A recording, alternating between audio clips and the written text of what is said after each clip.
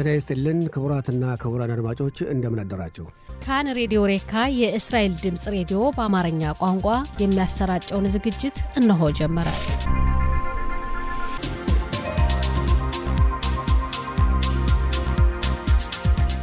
ጤና ይስጥልን ክቡራትና ክቡራን አድማጮቻችን እንደምን አደራችሁ።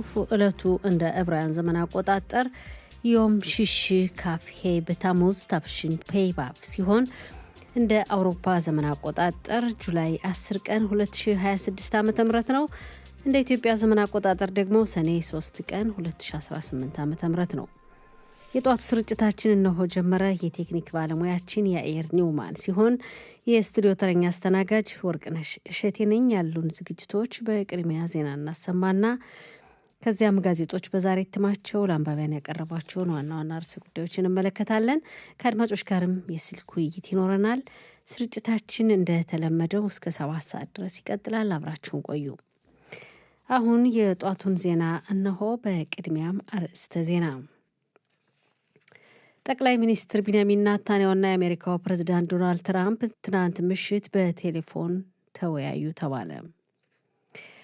እስራኤል በአሜሪካና በኢራን መካከል የተኩስ ልውውጡ በቅርብ ቀናትም ይቀጥላል ብላ እንደምትገምት ተገለጸ። ኢራን ፕሬዝዳንት ዶናልድ ትራምፕ ላይ አደጋ ለማድረስ አዲስ ፕሮግራም እየነደፈች መሆኑን እስራኤል ለአሜሪካ መረጃ ማስተላለፏን ዎል ስትሪት ጆርናል ዘገበም። የ2026 ዓ.ም የዓለም ዋንጫ ጨዋታ እንደቀጠለ ነው የሚሉት ዋና ዋና ዜናዎች ናቸው። ዝርዝሩን እነሆ። ጠቅላይ ሚኒስትር ቢንያሚን ኔታንያሁና የአሜሪካው ፕሬዝዳንት ዶናልድ ትራምፕ ትናንት ምሽት በስልክ ተወያዩ ተባለ። ሁለቱ መሪዎች በአካባቢ ካሉ ሀገራት ጋር በወቅታዊ ጉዳዮች መወያየታቸውን እንደሚቀጥሉ መስማማታቸው ተገልጿል። ፕሬዝዳንት ትራምፕ አሜሪካ በቀጣይ በባህር ሰላጤው ሀገራት ስለምትወስዳቸው እርምጃዎች ሂደት ለኔታንያሁ ያሳወቋቸው ሲሆን ጠቅላይ ሚኒስትር ኔታንያሁ በበኩላቸው የቱርክ ፕሬዝዳንት ታይብ ኤርዶዋንና ተባባሪዎቻቸው ስለ እስራኤል ሀገር ህልውና እንዲሁም ድንበሯን ለማስከበር የምታደርገውን ጥረት በመቃወም የተናገሩትን ከባድ የተቃውሞ ሀሳብ መግለጻቸው ታውቋል። እስራኤል በአሜሪካና በኢራን መካከል የተኩስ ልውውጡ በቅርብ ቀናትም ይቀጥላል ብላ እንደምትገምት ተገለጸ። አሁን ባለው ሁኔታ ያለ እስራኤል ጣልቃ ገብነት በአሜሪካና በኢራን መካከል ብቻ ግጭቱ ይቀጥላል ተብሎ እንደሚጠበቅ ጊሊ ኮሄን ትናንት ምሽት በ11ኛው ቴሌቪዥን ጣቢያ ዘግባለች። የእስራኤል ባለስልጣናት በኢራን ላይ ወታደራዊ ጥቃት ለመክፈት ከአሜሪካው ፕሬዝዳንት ፈቃድ ቢሰጣቸው ይፈልጉ እንደነበርም ተገልጿል። ኢራን ፕሬዝዳንት ዶናልድ ትራምፕ ላይ አደጋ ለማድረስ አዲስ ፕሮግራም የነደፈች መሆኑን እስራኤል ለአሜሪካ መረጃ ማስተላለፏን ዎል ስትሪት ጆርናል ጋዜጣ ዘገበ። ፕሬዝዳንት ትራምፕ ባሳለፍነው ሳምንት በኢራን የግድያ ዝርዝር ውስጥ መሆናቸውን ቢናገሩም የዋይት ሀውስ ቤተ መንግስት እስካሁን ለዘገባው ምላሽ አልሰጠም ተብሏል። ትራምፕ በመጀመሪያው የስልጣን ዘመናቸው መጨረሻ ላይ ስለ ኢራኑ የጦር አዛዥ ካሳም ሱሌማኒ ግድያ ካስታወቁ ጀምሮ ኢራን ትራምፕን ለመግደል ክትትል እንደምታደርግ በአሜሪካ እጅ ያለው መረጃ የሚያሳይ መሆኑ ተገልጿል። በሀገራችን በተለያዩ ጎዳናዎች በሚደርሱ የመኪና አደጋዎች የሰው ሕይወት እያለፈ መሆኑ ተገለጸ። በጎዳና ቁጥር 90 ምናህም ሳፒር በተባለው መስቀለኛ መንገድ አካባቢ ባሳለፍነው ሌሊት የጭነት መኪና ከግል መኪና ጋር ተጋጭቶ በደረሰ የመኪና አደጋ የአንድ ሰው ሕይወት አለፈ። በቦታው የደረሱ የማጌን ዳቪድ አዶም አስቸኳይ የሕክምና እርዳታ ሰጪ ቡድን የግለሰቡን ሕይወት በማለፉን በቦታው ማረጋገጣቸው ታውቋል። እስራኤልና ሊባኖስ የደረሱበትን ስምምነት ተግባራዊ ወደሚያደርጉበት ምዕራፍ መሸጋገራቸውን አንድ የአሜሪካ ባለስልጣን ገለጹ። እኒህ ባለስልጣን የመጀመሪያው ሙከራ ተግባራዊ የሚሆንበት አካባቢ በቅርብ ቀናት እንደሚጀምርና ቀጣዩን የሙከራ ጣቢያ ለማስተካከልም እየተሰራ መሆኑን ገልጸዋል። የ2026 ዓ.ም የዓለም ዋንጫ ጨዋታ እንደቀጠለ ነው። ትናንት ምሽት በተካሄደ የሩብ ፍጻሜ ጨዋታ ፈረንሳይ ሞሮኮን 2-0 አሸንፋ ወደ ግማሽ ፍጻሜ ጨዋታ አልፋለች። ዛሬ ሌሊት ስፔንና ቤልጅየም በሚያደርጉት የሩብ ፍጻሜ ጨዋታ አሸናፊው ቡድን በግማሽ ፍጻሜ ጨዋታ ከፈረንሳይ ጋር ይጫወታል። የዓለም ዋንጫ ጨዋታ በ11ኛው ቴሌቪዥን ጣቢያና በካን መተግበሪያዎች በቀጥታ ስርጭት ይተላለፋል። በመጨረሻም የአየር ንብረት ትንበያ። ዛሬ የአየሩ ጸባይ ከሰነበተው ጋር ተመሳሳይ ነው። ነገ ቅዳሜ ጀምሮ እስከፊታችን ሰኞ ድረስ ሙቀቱ እየጨመረ እንደሚሄድ የአየር ንብረት ትንበያ ባለሙያዎች ከላኩልን ዘገባ መረዳት ችለናል። የዛሬው ቀን የሙቀት መጠን በዲግሪ ሴንቲግሬድ በኢየሩሳሌምና በሃይፋ 29፣ በቴል አቪቭ እና በጽፋት 30፣ በቤት ሻን 37፣ በቤርሸባ 33፣ በኤላትና አካባቢዋ 40 ዲግሪ ሴንቲግሬድ ይደርሳል። አድማጮቻችን ዜናው አበቃ። ወደሚቀጥለው ዝግጅት ለማለፍ አጭር መሸጋገሪያ ሙዚቃ።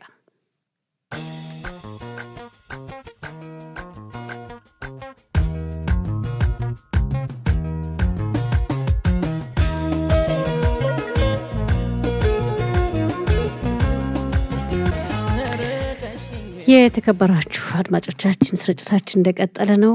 አሁን ደግሞ ጋዜጦች በዛሬ እትማቸው ለአንባቢያን ያቀረቧቸውን ዋና ዋና ርዕሰ ጉዳዮች እንመለከታለን። 4 ዕለታዊ ጋዜጦች ደርሰውናል። የዲዮታ ሀሮኖት፣ እስራኤል አየሁም፣ ማሪፍ እና ሀሬጽ። የዲዮታ ሀሮኖትን ስንመለከት በመጀመሪያ ገጹ ላይ ትኩረት ከሰጠባቸው ርዕሰ ጉዳዮች መካከል የኦሪት ትምህርት መሰረታዊ ሕግ ሆኖ እንዲጸድቅ የቀረበው ሀሳብና በክኔሴቱም እንግዲህ ያው የጸደቀው ሀሳብ በተጠባባቂነት ወይም በሚሊዮን የሚያገለግሉ ወታደሮች በክኔሴቱ ቋሚ ጉዳይ ኮሚቴ ስለዚህ ሕግ ተቃውሟቸውን እየገለጹ መሆናቸውን የሚመለከት ዘገባ አቅርበዋል። ዘገባው በሁሉም ጋዜጦች ላይ የቀረበ ዘገባ ነው። እንግዲህ ዘገባው በፎቶግራፍ ተደግፎ ነው የቀረበ።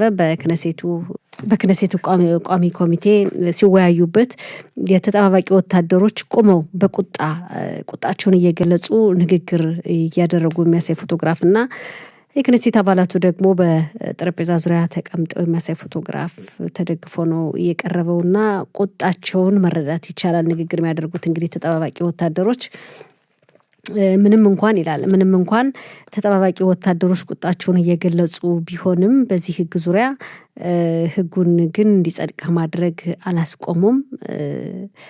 የክኔሴት አባል ጎልድ ክኑፍ እሳቸው ላይ እንግዲህ ፊት ለፊት እሳቸው ይታያሉ፣ በፎቶግራፉ ማለት ነው። ጩኸታቸውን ሲያሰሙ ተጠባባቂነት የሚያገለግሉ ወታደሮች ከፍተኛ ጥረት ቢያደርጉም የሀረሪ ማህበረሰብ ወጣቶች የቶራ ወይም ኦሪት ትምህርት መማራቸው የተማሩና በመከላከያ ሰራዊቱ ውትድርና ያገለገሉ ዜጎች እኩል ለሀገሪቱ እኩል አገልግሎት እንደሰጡ ሊታይ አይገባም። ይሄ ሕግ መሰረታዊ ሕግ ነው መጽደቁና በመከላከያ ሰራዊት ውስጥ ያገለገለ ወታደር ደግሞ እንግዲህ ያው የኦሪት ትምህርት ከተማረ አንድ የሃይማኖት ተማሪ ጋር እኩል ለሀገሪቱ አገልግሎት ሰጥቷል መባል አይቻልም። ይሄ እኩልነት አይደለም በጭራሽ በማለት ቁጣቸውን እየገለጹ ናቸው። ይሁን እንጂ ምንም ያህል ቢቆጡ፣ ምንም ያህል ሕጉን ቢቃወሙት ሕጉን ከመጽደቅ አላስቆሙም ይላል እንግዲህ ርዕሰ ጉዳዩ። በጋዜጣ የውስጥ ገጽ በሰፊው ተጽፏል። ይህ ርዕሰ ጉዳይ ሁሉም ጋዜጦች ላይ ትኩረት የተሰጠበት ርዕሰ ጉዳይ ነው። እንግዲህ ሕጉ ምናልባት ሕጉ ከጸደቀ በኋላ ምንም ሕጉ መጨረሻ እንዲጸድቅ ቢወሰንም ግን ለገለጻ ብቻ ሊሆን ይችላል እንግዲህ በመንግስት በኩል እንደሚል ሀሳብ እንደቀረበም በዘገባው ተካቷል። ሌላው የዲዮታ ሀሮኖት ላይ የቀረበው ርዕሰ ጉዳይ በሁለተኛ ዲግሪ የሚማሩ ተማሪዎች ሴትና ወንድ ተማሪዎች ተለያይተው እንዲማሩ የሚል ሕግ እንዲጸድቅ ነው። ይሄን ሕግ እስካሁን ድረስ የከፍተኛ ትምህርት ሸንጎ አላጸደቀውም። ማላክ ያው በዕብራይስጥ በምህጻረ ቃል ሲጠራ ነው።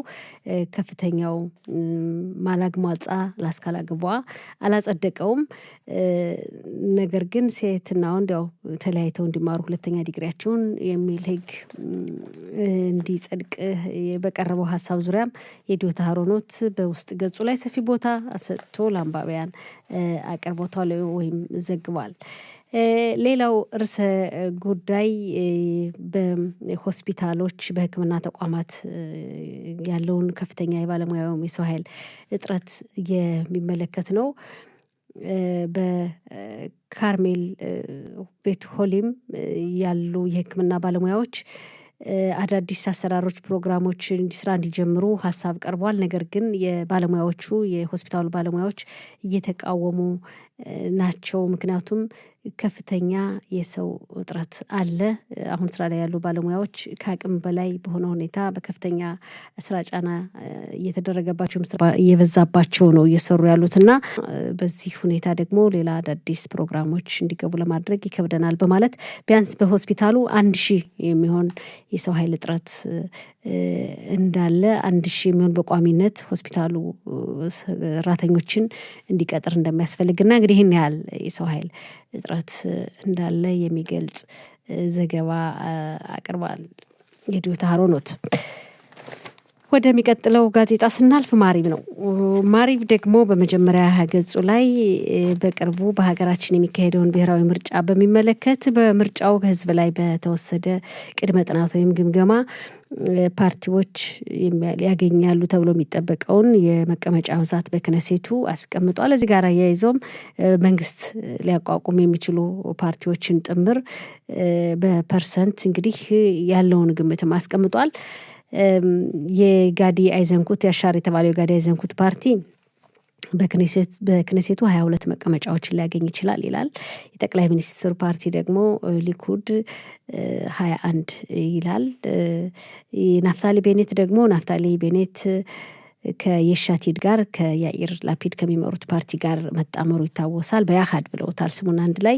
እነሱ ደግሞ በናፍታሊ ቤኔት መሪነት 18 መቀመጫዎችን በክነሴቱ ያገኛል ተብሎ እንደሚታሰብ አሁን እንግዲህ አሁን ባለው ሁኔታ በዚህ ሰዓት በዚህ ጊዜ ምርጫ ቢካሄድ ህዝብ ላይ የተወሰደው ቅድመ ግምገማ ወይም ጥናት የሚያሳየውን ዝርዝር ሰንጠረዥ አቅርቦታል። በዚህ መልኩ ሌላው እዚህ ጋር ተያይዞ እንግዲህ መንግስት ያቋቁማሉ ተብሎ የሚጠበቁት መሪዎች አይዘንኩት ጋዲ አይዘንኩት 48% እንግዲህ የመጀመሪያው እሳቸው ናቸው። መንግስት ያው ጥምር መንግስት ማቋቋም ይችላሉ ተብሎ ይጠበቃል። ያላቸው እድል 48% መሆኑን ቤኔት 43 ይላል። 43% እንግዲህ የተለያዩ ፓርቲዎች ተጣምረው ነው አንድ ላይ ያቋቁማሉ መንግስት ተብሎ የሚጠበቀው።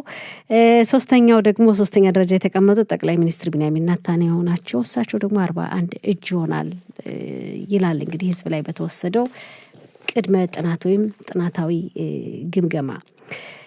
ሌላው የኢራን ጉዳይ ነው። በአሜሪካና በኢራን መካከል ያለው ውጥረትና መጠቃቃት እንደቀጠለ ነው። ትናንትም በአሜሪካና በኢራን መካከል ወታደራዊ ጥቃት እንደነበረ ይታወቃል። ኢራን በአካባቢ ሀገራትም ጥቃት ማድረሷ እስከ ዮርዳኖስ ድረስ ዮርዳኖስ 8 የሚደርሱ ሚሳኤሎችን 8 በላይ ሊሆን ይችላል ማክሸፏን አስታውቃለች። ከኢራን የተተኮሱትን እንግዲህ የአሜሪካ ተቋማት ይገኛሉ በተባለው አካባቢ ሀገራት ሁሉ ኢራን ጥቃቷን ቀጥላለች።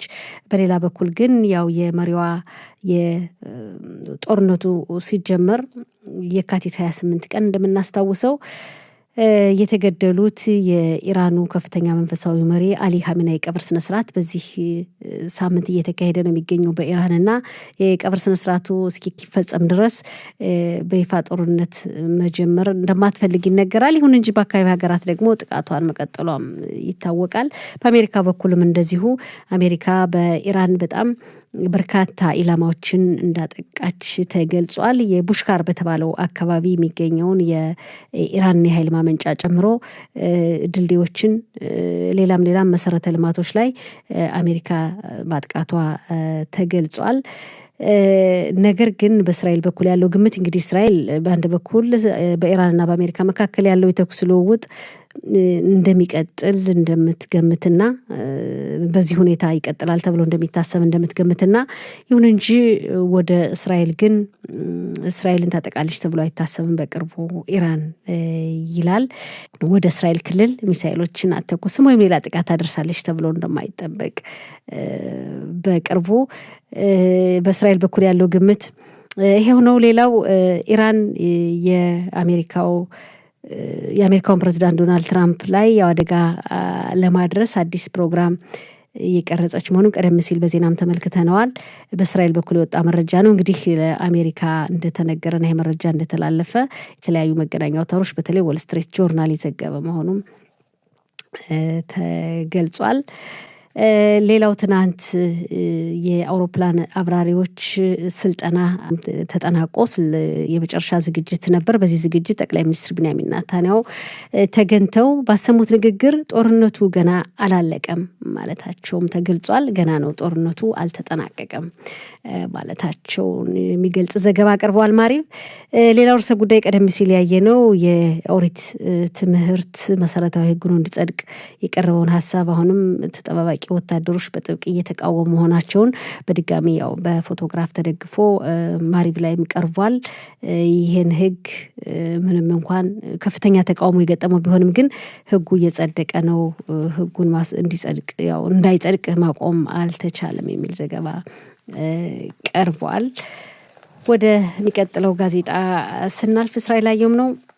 እስራኤል አየም እንግዲህ በኢራንና በአሜሪካ መካከል እየተካሄደ ያለውን የተኩስ ልውውጥ በሚመለከት ሰፊ ዘገባ አቅርቧል። በእስራኤል በኩል ይላል፣ በእስራኤል በኩል በጣም ከፍተኛ ዝግጅት ምንጊዜውም በላይ ምንጊዜውም በበለጠ ሁኔታ እስራኤል ከፍተኛ ዝግጅት አድርጋ እየተጠባበቀች ነው እና በኢራን ላይ እንግዲህ ኢራን በእስራኤል ላይ ጥቃት ብታደርስ እስራኤል የምትወስደው ምላሽ ከምንጊዜውም ሁኔታ በበለጠ በኢራን ላይ በጣም ከባድ ጥቃት ለማድረስ ተዘጋጅታለች የሚል ዘገባ አቅርቧል።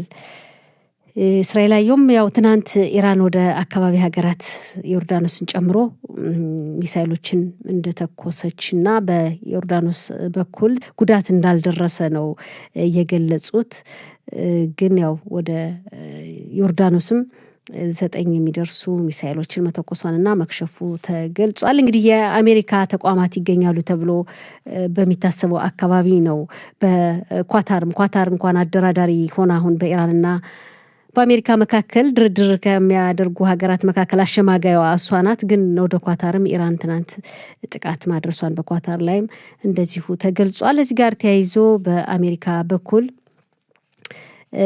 በይፋ የተነገረ በመግለጫ የለም። ግን ኢራን ላይ እንደዚሁ ጥቃት እያደረሰ መሆኑን የአሜሪካ መከላከያ ሰራዊት ተገልጿል። ቀደም ሲል እንደገለጽ ነው ቡሽካር በተባለው አካባቢ የሚገኘው የኢራን የኃይል ማመንጫ እና ሌሎች መሰረተ ልማቶች ላይ ድልድዮችንም ጨምሮ ከፍተኛ ጉዳት የአሜሪካ መከላከያ ሰራዊት ከፍተኛ ጉዳት ማድረሱ ተገልጿል ይላል። ሌላው ርዕሰ ጉዳይ እስራኤል አየም የተመለከተው ሚኒስተር ጊላ ጊምላኤል ናቸው። የሀረዲ ማህበረሰብ ወደ መከላከያ ሰራዊት የሚዘምቱበትን አጋጣሚ ወይም ግዴታ አጋጣሚው አምልጦናል ማለታቸው እንግዲህ ጋዜጣ ውስጥ ገጽ 12 ላይ በሰፊው ቀርቧል።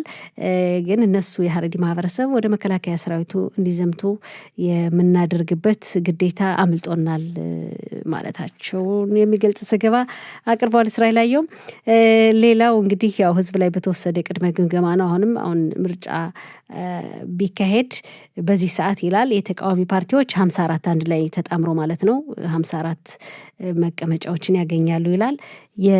አሁን ደግሞ ጥምር መንግስቱ ላይ ያለው ያው ገዢው መንግስት እነሱ 52 ይሆናሉ፣ 52 መቀመጫዎችን ያገኛሉ በክነሴቱ ይላል። የአረብ ማህበረሰብ የሚወክሉ ፓርቲዎች ደግሞ 10 መቀመጫዎችን ያገኛሉ ይላል።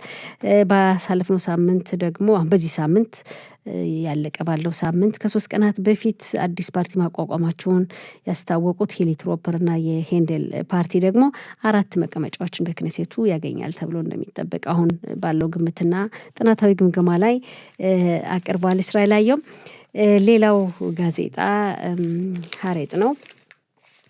ሀሬጽ የሻባክ ኃላፊ ዳቪድ ዚኒ ይላል ለጠቅላይ ሚኒስትር ቢንያሚን ኔታንያሁ ሀሳብ ተጽዕኖ ፈጥሮባቸዋል። ያው እሳቸው ባደረጉት ጫና ወይም ተጽዕኖ 12ኛው ቴሌቪዥን ጣቢያ ምርመራ እንዲካሄድ ፈቀዱ። ግን ያው በተደረገባቸው ጫና ወይም ተጽዕኖ ነው። በኢራን ላይ የተከፈተው ጦርነት መቼ እንደሚካሄድ የ12ኛው ቴሌቪዥን ጣቢያ ዘግቧልና እንዴት እንዳወቀ ሁኔታውን ምርመራ እንዲካሄድ በቴሌቪዥን ጣቢያው ላይ እሳቸውም ያው እንግዲህ ያው ምርመራ እንዲካሄድ ፈቅደዋል። ግን በጫና ነው፣ በጠቅላይ ሚኒስትሩ ጫና የሚል ዘገባ አቅርቧል። ሀሬጽ እንግዲህ ሌሎች የተለያዩ ርዕሰ ጉዳዮችንም አቅርቧል። ቀደም ሲል በሌሎች ጋዜጣ እንደተመለከት ነው የኦሪት ትምህርት መሰረታዊ ሕግ ሆኖ እንዲጸድቅ ያው ጸድቋል። እንግዲህ ያለውን ተቃውሞና ያለውን ሂደት በአጠቃላይ ክነሴቱ እንግዲህ ከመበተኑ በፊት ወደ የበጋው ረፍት መውጣቱ በፊትም ያው በምርጫው ምክንያትም ክነሴቱ እንደሚበተን ይታወቃል። ከዛ በፊት በርካታ ህጎችን ለማጽደቅ ያለ ረፍት በተከታታይ እየሰራ ነው። እንግዲህ የኦሪት ትምህርት መሰረታዊ ህግ ነው እንዲጸድቅ የሚለውንና ሌሎችም የተለያዩ ህጎችን ለማጽደቅ ከፍተኛ ጥረት እያደረገ ነው ያለው። ሀሬጽ የተለያዩ ዘገባዎችንም አቅርቧል። እንግዲህ ያለን ጊዜ ለማባቃት ቆየት ብለን ደግሞ አንዳንድ ርዕሰ ጉዳዮችን እንመለከታለን። አድማጮች፣ ጋዜጦች በዛሬ እትማቸው ለአንባበን ያቀረቧቸው ዋና ዋና ርዕሰ ጉዳዮች ይህን ይመስላሉ። ወደሚቀጥለው ዝግጅት እንለፍ። ሙዚቃ